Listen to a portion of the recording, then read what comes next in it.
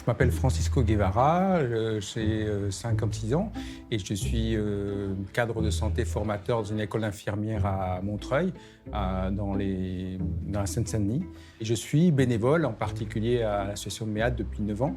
Et MEAD est spécialisée vraiment dans ces crises humanitaires, comme on a eu donc en Syrie à travers la guerre. On soutient les soignants en Syrie et en Ukraine sur tout ce qui est formation de ces médecins, des infirmières, ces sages-femmes. Et maintenant aussi, on essaye à notre façon aussi de soutenir ce qui se passe actuellement dans l'actualité à Gaza. Et je suis vraiment très fier de faire partie de cette association.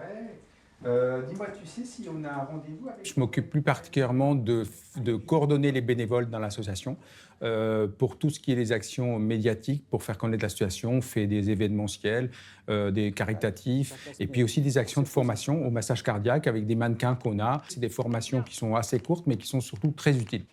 Ça m'intéresse surtout d'aider mes proches et, dans la mesure du possible, aussi d'aider tout ce qui est mes collègues, tout ce qui sont les soignants sur différents terrains, que ce soit en Syrie ou en Ukraine. Je suis très content de cet engagement.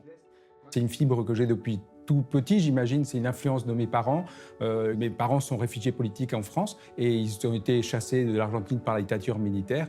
On a vécu toujours dans un engagement auprès des plus pauvres, qui n'était pas forcément un engagement au départ militant, mais un engagement humaniste et normal, voilà, de donner à son prochain. Voilà, ça c'est la satisfaction. Je me dis que ça sert à quelque chose, qu'on peut faire bouger et qu'on peut aider quelques personnes. Et déjà ces personnes-là, c'est vraiment déjà super.